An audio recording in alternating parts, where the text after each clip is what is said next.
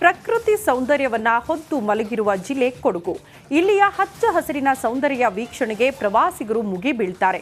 ಆದರೆ ಅದೇ ಪ್ರವಾಸೋದ್ಯಮ ಹೆಸರಲ್ಲಿ ರೆಸಾರ್ಟ್, ಹೋಮ್ ಸ್ಟೇಗಳು ಅಗತ್ಯಕ್ಕೂ ಮೀರಿ ತಲೆ ಎತ್ತುತ್ತಾ ಇದ್ದು ಕೃಷಿ ಭೂಮಿಗಳೇ ಮಾಯವಾಗ್ತಾ ಇದೆ. ಈ ಕುರಿತ ಒಂದು ವರದಿ ಇಲ್ಲಿದೆ ನೋಡಿ.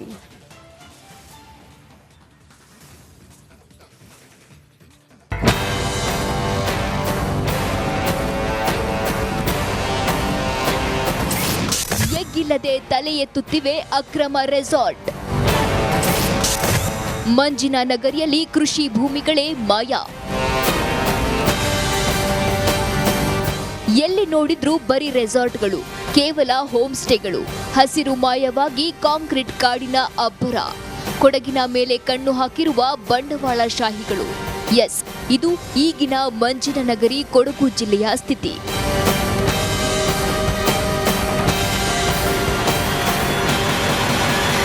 ಪ್ರವಾಸೋದ್ಯಮದ ಹೆಸರಿನಲ್ಲಿ ಜಿಲ್ಲೆಯಲ್ಲಿ ಎಗ್ಗಿಲ್ಲದೆ ಹೋಮ್ ಸ್ಟೇ, ರೆಸಾರ್ಟ್ಗಳು ತಲೆ ಎತ್ತುತ್ತಿವೆ. ಹೊರಗಿನಿಂದ ಬಂದ ಬಂಡವಾಳಶಾಹಿಗಳು ಬೆಟ್ಟಗುಡ್ಡಗಳಲ್ಲಿ ದೊಡ್ಡ ಪ್ರಮಾಣದ ರೆಸಾರ್ಟ್ಗಳನ್ನು ನಿರ್ಮಾಣ ಮಾಡುತ್ತಾರೆ. ಜೊತೆಗೆ ಕೃಷಿ ಭೂಮಿಯನ್ನ ಕೃಷಿಯೇತರ ಚಟುವಟಿಕೆಗಳಿಗೆ ಬಳಕೆ ಮಾಡ್ತಿದ್ದಾರೆ. ವರ್ಷದಿಂದ ವರ್ಷಕ್ಕೆ ಕೃಷಿ ಭೂಮಿಯ ಜಾಗ ಕ್ಷೀಣಿಸುತ್ತಿದೆ ಎಂದು ಸ್ಥಳೀಯರು ಆತಂಕ ವ್ಯಕ್ತಪಡಿಸಿದ್ದಾರೆ. ಇವತ್ತು ಹಸಿರು ಕಡಿಮೆಯಾಗಿ ಕಾಂಕ್ರೀಟ್ ಕಟ್ಟಡಗಳು ಹೆಚ್ಚಾಗ್ತಾ ಬರ್ತಾ ಇದೆ ಕೊಡಗು ಜಿಲ್ಲೆಯಲ್ಲಿ. ಅದು ಬೆಟ್ಟದ ಮೇಲೆ ಆಗಿರ್ಬೋದು, ಪ್ಲೇನ್ ಪ್ರದೇಶ ಆಗಿರ್ಬೋದು, ಅಥವಾ ನಮ್ಮ ವೆಟ್ಲ್ಯಾಂಡ್ ಗದ್ದೆ ಪ್ರದೇಶಗಳಲ್ಲೂ ಕೂಡ ಇವತ್ತು ಕಾಂಕ್ರೀಟ್ ಕಟ್ಟಡಗಳು ರೆಸಾರ್ಟ್ಗಳ ಹೆಸರಲ್ಲಿ, ಹೋಟೆಲ್ಗಳ ಹೆಸರಲ್ಲಿ, ಹೋಮ್ ಸ್ಟೇಗಳ ಹೆಸರಲ್ಲಿ ಇವತ್ತು ಕಟ್ಟಡಗಳು ಹೇಳ್ತಾ ಇದೆ. ಇದು ಭಾಳ ಒಂದು ಆತಂಕಕಾರಿ ಬೆಳವಣಿಗೆ. ಕೊಡಗಿನಲ್ಲಿ ಸುಮಾರು 4,000 ಹೋಮ್ ಸ್ಟೇಗಳಿವೆ. ಈ ಪೈಕಿ 1,300 ಹೋಮ್ ಸ್ಟೇಗಳು ಕಾನೂನು ಬಾಹಿರವಾಗಿ ನಡೆಯುತ್ತಿವೆ. ಇವುಗಳ ಜೊತೆಗೆ ಸುಮಾರು 150 ರೆಸಾರ್ಟ್ಗಳು ಜಿಲ್ಲೆಯಲ್ಲಿ ತಲೆ ಎತ್ತಿವೆ. ಹೌದು, ಕೊಡಗಲ್ಲಿ ಸುಮಾರು 4,000 ಹೋಮ್ ಸ್ಟೇಸ್ ಇದೆ. 100ರಿಂದ 150 ಹೋಟೆಲ್ಸು ಮತ್ತು ರೆಸಾರ್ಟ್ಸ್ ಇದೆ. ನಮ್ಮ ಹೋಮ್ ಸ್ಟೇಗಳಲ್ಲಿ ಸುಮಾರು 1,300 ಅನ್ರಿಜಿಸ್ಟರ್ಡ್ ಹೋಮ್ ಸ್ಟೇಸ್ ಇದೆ ಅಂತ ನಮ್ಮ ಅಂದಾಜಿದೆ. ಇನ್ನು ಈ ರೀತಿ ಪ್ರಕೃತಿ ನಾಶದಿಂದಲೇ ಜಿಲ್ಲೆಯಲ್ಲಿ 2018ರಲ್ಲಿ ರಣಭೀಕರ ನೈಸರ್ಗಿಕ ವಿಕೋಪ ಸಂಭವಿಸಿದೆ. ಇಷ್ಟಾದರೂ ಎಚ್ಚೆತ್ತುಕೊಳ್ಳದ ಸರ್ಕಾರದ ವಿರುದ್ಧ ಆಕ್ರೋಶ ವ್ಯಕ್ತವಾಗ್ತಿದೆ.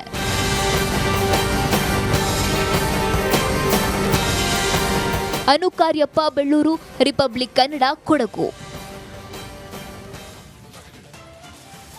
ವರಪ್ಪನ ಅಗ್ರಹಾರ ಜೈಲಿಗೆ ಭೇಟಿ ಕೊಟ್ಟಿದ್ದ ಸಿಸಿಬಿ ಅಧಿಕಾರಿಗಳು ಹಾಗೂ ಜೈಲು ಹಿರಿಯ ಅಧಿಕಾರಿಗಳ ತಂಡ ಸಭೆ ನಡೆಸಿದ್ದು, ಬೆಂಗಳೂರು ಗ್ರಾಮಾಂತರ ಭಾಗದ 1,000 ಕೈದಿಗಳನ್ನ ದೇವನಹಳ್ಳಿ ಬಳಿ ಇರುವ ಕೋರಮಂಗಲ ಬಯಲು ಜೈಲಿಗೆ ಶಿಫ್ಟ್ ಮಾಡಲು ಕ್ರಮ ಕೈಗೊಳ್ಳುವಂತೆ ಸೂಚಿಸಿದ್ದಾರೆ.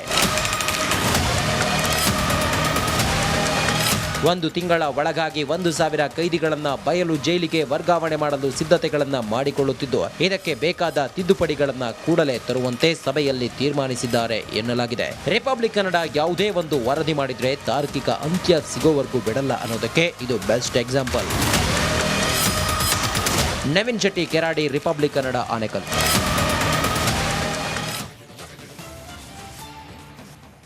ಪತ್ನಿಯನ್ನ ಬಿಟ್ಟು ದಾಸ ಪವಿತ್ರ ಮೊರೆ ಹೋಗಿದ್ದೇಕೆ? ಕಿಲ್ಲರ್ ಲೇಡಿ ದರ್ಶನ್ನ ಹನಿ ಟ್ರ್ಯಾಪ್ ಮಾಡಿದ್ಲ. ಕಾಟೇರನ ಖಾಸಗಿ ಫೋಟೋ ಇಟ್ಕೊಂಡು ಕೆಡ್ಡ ತೋಡಿದ್ಲ. ಅಷ್ಟಕ್ಕೂ ವಿಜಯಲಕ್ಷ್ಮಿ ಹೇಳಿದ್ದೇನು ಅಂತ ನೀವೇ ನೋಡ್ಬಿಡಿ.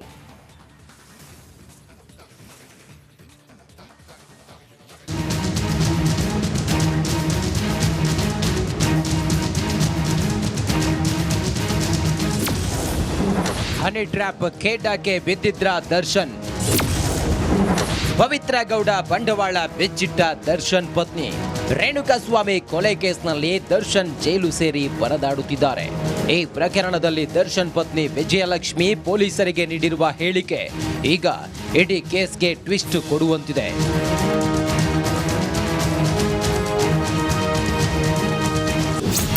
ದರ್ಶನ್ ರನ್ನ ಪವಿತ್ರ ಹನಿ ಟ್ರ್ಯಾಪ್ ಮಾಡಿರಬಹುದು. ನನ್ನ ಆಪ್ತ ವಲಯದಲ್ಲಿ ಹನಿ ಟ್ರ್ಯಾಪ್ ಬಗ್ಗೆ ಚರ್ಚೆ ಆಗ್ತಿದೆ. ದರ್ಶನ್ ರನ್ನ ಪವಿತ್ರ ಹನಿ ಟ್ರ್ಯಾಪ್ ಮಾಡಿರಬಹುದು. ದರ್ಶನ್ ಹಾಗೂ ಪವಿತ್ರ ಗೌಡಳ ಖಾಸಗಿ ಫೋಟೋ, ವಿಡಿಯೋ ಇಟ್ಕೊಂಡು ಬ್ಲಾಕ್ ಮೇಲ್ ಮಾಡ್ತಿರಬಹುದು. ಪವಿತ್ರ ತನ್ನ ತಾಯಿ ಬಳಿ ಹಾರ್ಡ್ ಡಿಸ್ಕ್ ನೀಡಿದ್ದಾರೆ. ಈ ಹಾರ್ಡ್ ಡಿಸ್ಕ್ ಮೂಲಕ ಬೆದರಿಕೆ ಹಾಕ್ತಿರೋ ಶಂಕೆ ಇದೆ. 2014 ಜುಲೈನಲ್ಲಿ ಅಪವಿತ್ರ ದರ್ಶನ. 2014 ಜುಲೈನಲ್ಲಿ ದರ್ಶನ್ ಮೊಬೈಲ್ನಲ್ಲಿ ಹುಡುಗಿಯ ಸಂಪರ್ಕ ಇರೋದು ಗೊತ್ತಾಗಿದೆ. ನಿರಂತರ ಸಂಪರ್ಕದಲ್ಲಿದ್ದರಿಂದ ಪತಿಯ ಮೇಲೆ ಅನುಮಾನ ಬಂದಿತ್ತು. ಅವರು ಬೇರೆ ಯಾರೂ ಅಲ್ಲ, ಅಗಮ್ಯ ಸಿನಿಮಾದಲ್ಲಿ ನಟಿಸಿದ್ದ ಸ್ಮಿತಾ ಗೌಡ ಅಲಿಯಾಸ್ ಪವಿತ್ರ ಗೌಡ. 2015ರಲ್ಲಿ ಒಬ್ಬ ಅಪರಿಚಿತ ಮಹಿಳೆ ನನಗೆ ಫೋನ್ ಮಾಡಿದ್ರು. ನಿಮ್ಮ ಗಂಡ ದರ್ಶನ್ ನನ್ನ ಜೊತೆ ಲಿವ್ ಇನ್ ರಿಲೇಶನ್ಶಿಪ್ ನಲ್ಲಿದ್ದಾರೆ, ಪದೇ ಪದೇ ನಮ್ಮ ಮನೆಗೆ ಬರ್ತಿರ್ತಾರೆ ಅಂತ ಹೇಳಿದ್ರು. ನನಗೆ ಆಶ್ಚರ್ಯವಾಗಿ ಅವರಿಗೆ ಬೈದು ಫೋನ್ ಕಟ್ ಮಾಡಿದ್ದೆ ಅಂತ ಹೇಳಿದ್ದಾರೆ. ಪವಿತ್ರ ಗೌಡ ಮನೆ ಸಂಬಂಧ ಜಗಳವಾಗಿತ್ತು.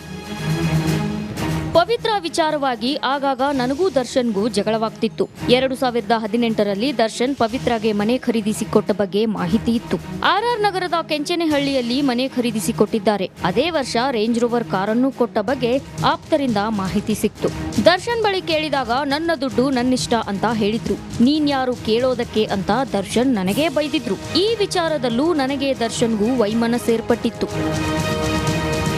ರೇಣುಕಾಸ್ವಾಮಿ ಕೊಲೆ ಕೇಸ್ ಚಾರ್ಜ್ ಶೀಟ್ನಲ್ಲಿ ವಿಜಯಲಕ್ಷ್ಮಿ ನೀಡಿರುವ ಹೇಳಿಕೆಗಳನ್ನು ಪೊಲೀಸರು ಸಾಕ್ಷಿಯಾಗಿ ದಾಖಲಿಸಿದ್ದಾರೆ. ವಿಜಯಲಕ್ಷ್ಮಿ ತನ್ನ ಪತಿ ಹಾಗೂ ಪವಿತ್ರ ಜೊತೆಗೆ ಇರೋ ಅಪವಿತ್ರ ಸಂಬಂಧದ ಬಗ್ಗೆ ಗೊತ್ತಿರೋದಾಗಿ ಹೇಳಿದ್ದು ಲಿಪ್ಸ್ಟಿಕ್ ರಾಣಿಯ ಕರಾಳ ಮುಖವಾಡ ಬಯಲಾಗಿದೆ. Nagaraj, crime bureau, republic Kannada, Bengaluru.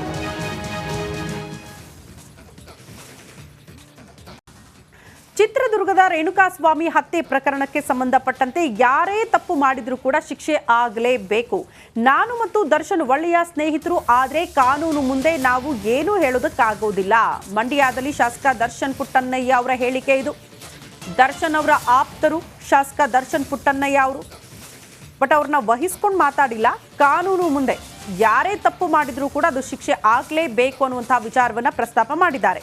ನಾವಿಬ್ರು ಒಳ್ಳೆ ಸ್ನೇಹಿತರು, ಬಟ್ ಅದನ್ನ ಹೊರತುಪಡಿಸಿದ್ರೆ ತಪ್ಪು ಮಾಡಿದ್ರೆ ಕಾನೂನಿನ ಮುಂದೆ ಎಲ್ಲರೂ ಒಬ್ಬರೇ ಅಥವಾ ಒಂದೇ ಅನ್ನುವಂತಹ ವಿಚಾರವನ್ನ ಮಂಡ್ಯದಲ್ಲಿ ಶಾಸಕ ದರ್ಶನ್ ಪುಟ್ಟಣ್ಣಯ್ಯ ಅವರು ಮಾತನಾಡಿದ್ದಾರೆ.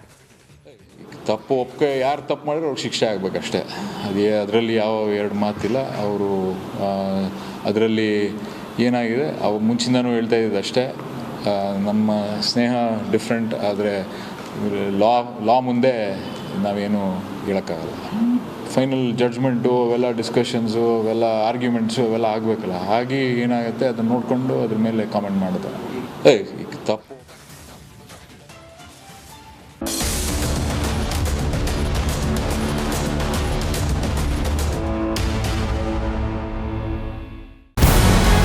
ನಮಸ್ಕಾರ, ಕರ್ನಾಟಕ ಪ್ರೈಮ್ ಟೈಮ್ಗೆ ಸ್ವಾಗತ.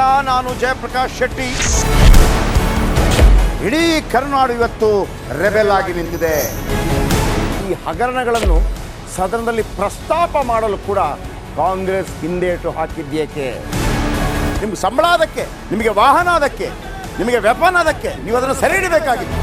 ನೀವು ವಿದ್ಯುತ್ ಬರ ಇದೆ ಅಂತ ಹೇಳ್ತಾ ಇದ್ದೀರಿ, ಎಲ್ಲಿ ಬರ ಇದೆ ನೀವು ಹೇಳಬೇಕು. ಪಾಕಿಸ್ತಾನ್ ಆಕ್ಯುಪೈಡ್ ಕಾಶ್ಮೀರ್ ಅದು ಎಂದೆಂದಿಗೂ ನಮ್ಮದು. 40 ಮೆಷಿನ್ಗಳು ತಂದಿತ್ತು ನೋಟ್ ಎಣಿಸುವುದಕ್ಕೆ, ಅದೇ ಹಾಳಾಯಿತು. ಮಥುರಾದ ಗಲಾಟೆ ಇದೆಯಲ್ಲ, ಅದು ಸ್ಥಳೀಯವಾಗಿ ಕೂತು ಪರಿಹರಿಸಬಹುದಾದಂಥ ಕಾನೂನಿದೆ. ಗ್ಯಾರಂಟಿ ಯೋಜನೆಯಿಂದ ನಷ್ಟ ಆಗಿದೆ, ಲಾಭ ಆಗಿದೆ, ದಯವಿಟ್ಟು ಹೇಳಿ. Dawood Ibrahim most wanted criminal ಯಾವಾಗಾದ ಅಂದರೆ ಇಲ್ಲಿ ತನಕ ಭಾರತ ದೇಶದಲ್ಲಿ ಓರ್ವ ದಲಿತ ಪ್ರಧಾನಿಯಾದಂಥ ಇತಿಹಾಸವೇ ಇಲ್ಲ. ರಿಪಬ್ಲಿಕ್ ವರ್ಲ್ಡ್ ಆಪ್ ಇದು ಕೇವಲ ಅಪ್ಲಿಕೇಶನ್ ಅಲ್ಲ, ಸಮಗ್ರ ಸುದ್ದಿಗಳ ಸಂಪರ್ಕ ಮಾರ್ಗಕ್ಕೆ ಕ್ರಾಂತಿಕಾರಿ ಬದಲಾವಣೆ. ರಿಪಬ್ಲಿಕ್ ವರ್ಲ್ಡ್ ಆಪ್ ಕೇವಲ ಸುದ್ದಿ ಅಪ್ಲಿಕೇಶನ್ ಅನ್ನ ಪರಿಚಯ ಮಾಡ್ತಾ ಇಲ್ಲ, ಬದಲಾಗಿ ಡಿಜಿಟಲ್ ಸುದ್ದಿ ಬಳಕೆಯ ಹೊಸ ಯುಗಕ್ಕೆ ನಾಂದಿ ಹಾಡ್ತಾ ಇದೆ. ಇದೊಂದು ಬ್ರೇಕಿಂಗ್ ನ್ಯೂಸ್, ಪ್ರಭಾವಶಾಲಿ ಕಾರ್ಯಕ್ರಮಗಳಿಗೆ ಗಟ್ಟಿಯಾದ ವೇದಿಕೆ. ರಿಪಬ್ಲಿಕ್ ವರ್ಲ್ಡ್ ಅಪ್ಲಿಕೇಶನ್ ಈಗ ಲೈವ್ ಆಗಿದೆ. ಗೂಗಲ್ ಪ್ಲೇ ಸ್ಟೋರ್ ಮತ್ತು ಆಪಲ್ ಆಪ್ ಸ್ಟೋರ್ ಎರಡರಲ್ಲೂ ಲಭ್ಯವಿದೆ. ಈಗಲೇ ಡೌನ್ಲೋಡ್ ಮಾಡಿ.